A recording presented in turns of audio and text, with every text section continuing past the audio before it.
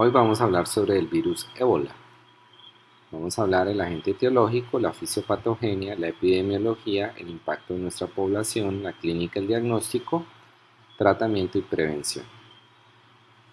El virus del ébola pertenece a la familia Filoviridae, es un filovirus, significa que es un virus filamentoso que tiene una envoltura con un material genético de ARN en sentido negativo. El virus del ébola, el virus del Marburg y los cuevavirus pertenecen a esta familia.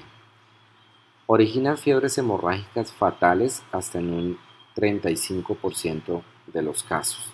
Son endémicos en África, fueron descritos por primera vez en 1976.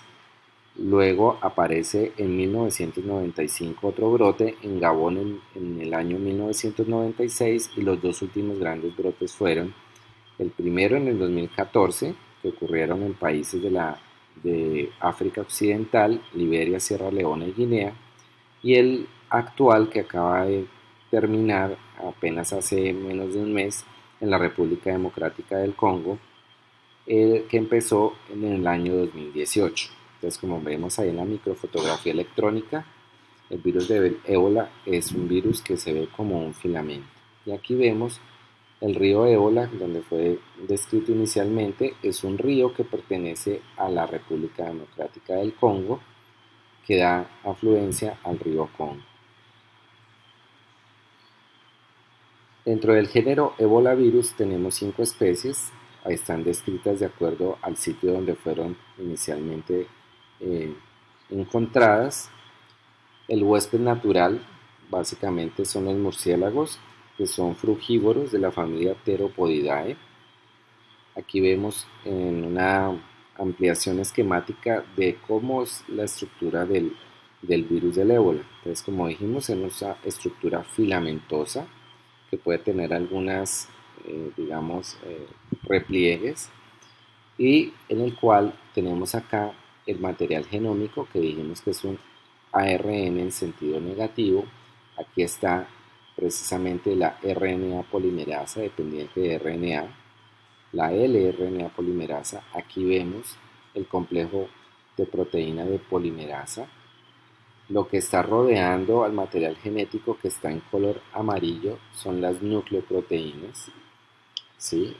Y acá tenemos la proteína de matriz, que es la de color más moradito, y la que vemos de color más lila es la BP24, que también está presente acá en menor cantidad. Y por último tenemos el trímero antigénico de la glicoproteína, que se parecen como a estas espículas que tiene el virus, en la cual están precisamente cercanos a vecinos a la envoltura.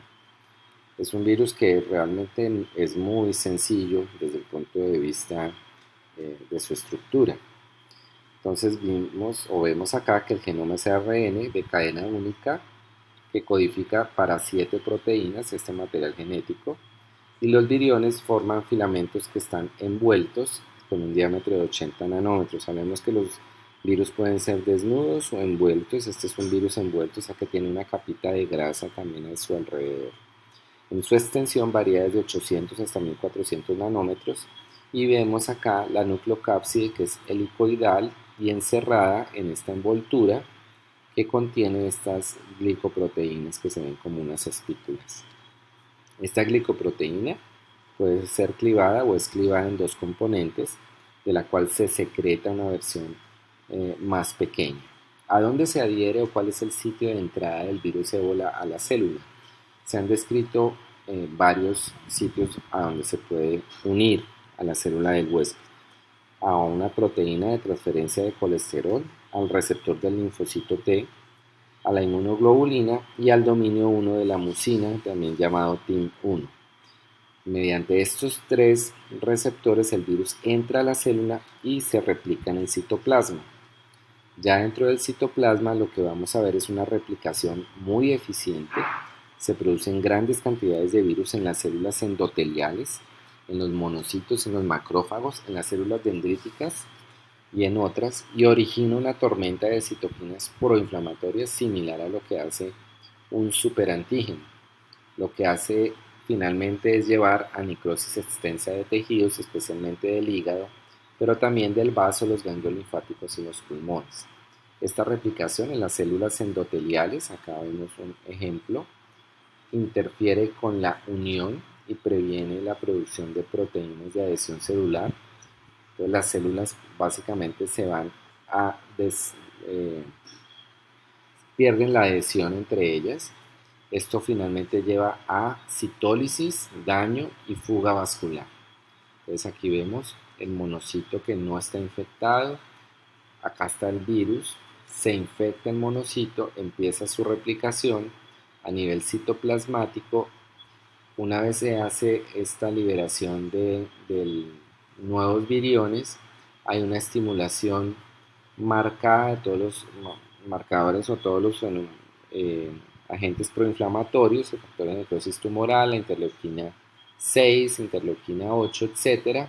Esto va a hacer que ya a nivel endotelial estos virus ocasionen efectos citopáticos directos, y también por toda la disregulación de estas citoquinas, esta tormenta proinflamatoria, hace que todas estas uniones entre las células endoteliales se pierdan y finalmente vamos a tener células que son bastante permeables y el virus va a llegar fácilmente al torrente sanguíneo y va a causar este daño celular, una shock vascular con inestabilidad hemodinámica y finalmente puede llevar a muerte celular. Hay cepas que tienen mutaciones en el gen de la glicoproteína que hace estas mutaciones que pierdan el componente hemorrágico de la enfermedad. Pero habitualmente este virus se caracteriza por la presencia de hemorragias masivas que causan edema y choque hipovolémico, y son virus que evaden el sistema inmune innato y adquirido. Una pequeña glicoproteína soluble, ya hemos mencionado que la glicoproteína, que es la que aparece en unas espículas, es capaz de dividirse, de clivarse, y una pequeña de estas se libera en el torrente sanguíneo y puede inhibir además la activación del neutrófilo y bloquear la acción de los anticuerpos. Las proteínas virales pueden también inhibir la producción y la acción del interferón. O sea, como quien dice, hay varios mecanismos por los cuales el virus se evade todo el sistema inmune, a pesar de que todo el sistema inmune está completamente activado y fuera de control. Entonces, dentro de la patogenia, también es importante decir que los macrófagos infectados sintetizan factor tisular superficial celular, disparan la vía extrínseca de la coagulación, llevan a disfunción hepática, a inhibición de síntesis de proteína C, a formación de pequeños coágulos en vasos. Entonces lo que ocurre es un fenómeno trombótico intravascular, y esto hace que se consuman factores de coagulación y plaquetas. Finalmente lo que va a llevar es a un sangrado anormal. Este sangrado anormal pues también se va a acompañar de alteración del flujo sanguíneo normal y va finalmente a llevar a falla de órganos. Entonces aquí vemos en la representación, este es el monocito macrófago que está infectado, los viriones que se están formando a nivel intracitoplasmático. Acá vemos los viriones cómo invaden a otras células o las células dendríticas. Una vez infectan, se liberan muchas citoquinas, quimoquinas, activación de receptores, y van a llevar a activación de cascada de coagulación, lo que va a ocasionar es coagulación intravascular diseminada, que finalmente va también a consumir factores, plaquetas y a producir cuadros hemorrágicos. Acá vemos una coestimulación disregulada y finalmente también hay apoptosis de los linfocitos. ¿Cómo se transmite? Se transmite a través de reservorios, que son los murciélagos que comen frutas. Estos murciélagos son los que mantienen en sí, son digamos los hospederos naturales, y estos murciélagos diseminan el virus durante épocas de migración. Entonces podemos tener infección en los primates, también en animales que están dentro de digamos, del bosque o de la selva, ¿sí? ¿Y cómo llega al humano? Lo que se presume es que o bien por vía indirecta a través del murciélago llega al humano, o bien porque el humano que está acá encuentra estos animales que son algunos de ellos de consumo humano, muertos en los bosques y en las rondas que hace la gente que va a cazar. Estos animales son consumidos por el humano y ocurre una prima-infección en el humano. Luego de que haya una prima-infección, hay un altísimo riesgo de que haya una transmisión secundaria, o sea, de humano a otro humano.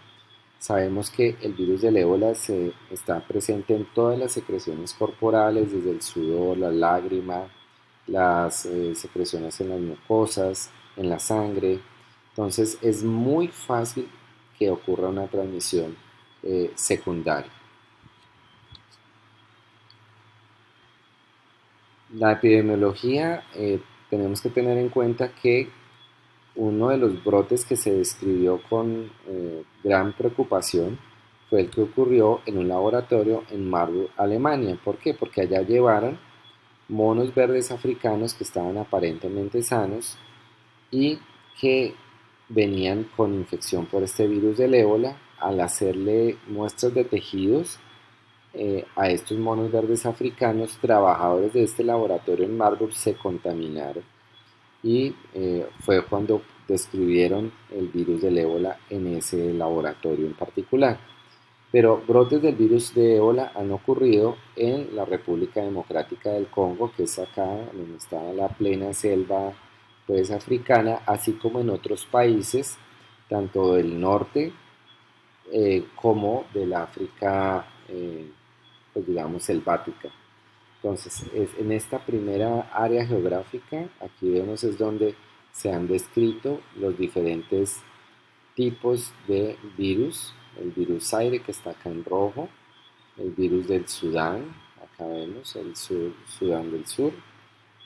Ahí vemos también el virus Taifores, el Bundibugyo, que vemos acá, y el número de casos. Entonces, esto es, digamos, lo que ha ocurrido en África durante estos últimos 40 años, 44 años de descripción de brotes del virus del ébola. Entonces, el, un paciente puede contagiar a dos más, digamos que ese es el número RO. En el caso, por ejemplo, del coronavirus se sabe que puede ser hasta 2,5 o 3,5. En áreas urbanas la diseminación es más difícil de controlar, pero afortunadamente no han llegado casos de ébola a áreas urbanas porque sería catastrófico por la alta mortalidad que genera. Y es curioso también saber que existe infección subclínica. Hasta un 18% de personas de áreas rurales endémicas son seropositivas, o sea que no en todos los casos pues va a llegar a mortalidad, ya mencionamos que era cercana al 35%, y también no todos los casos son sintomáticos, hasta un 18% de ellos son asintomáticos. Entonces aquí vemos una panorámica de cómo es este es el río Ébola, esto es una fotografía aérea, y vemos cómo pueden ser endémicos en murciélagos, así como en monos salvajes, y se pueden diseminar, como ya lo mencioné, a los humanos y entre humanos. Puede haber contacto con reservorio animal, contacto directo con sangre infectada o secreciones que diseminan rápidamente la enfermedad, y estos virus han sido transmitidos también por inyección accidental y a través del uso de jeringas contaminadas. Acá están descritos todos los brotes de virus de ébola que están desde el año 1976 y aquí vemos, fíjense el número de casos y el número de muertes. Aquí vemos los años, aquí está empezando desde 1976 y fíjense la mortalidad tan alta que en algunos casos llegará a ser pues muy cercana al 80%. Bueno, aquí un caso se murió, aquí digamos es más de la mitad, pero en general se sabe que la mortalidad sobrepasa el 35%.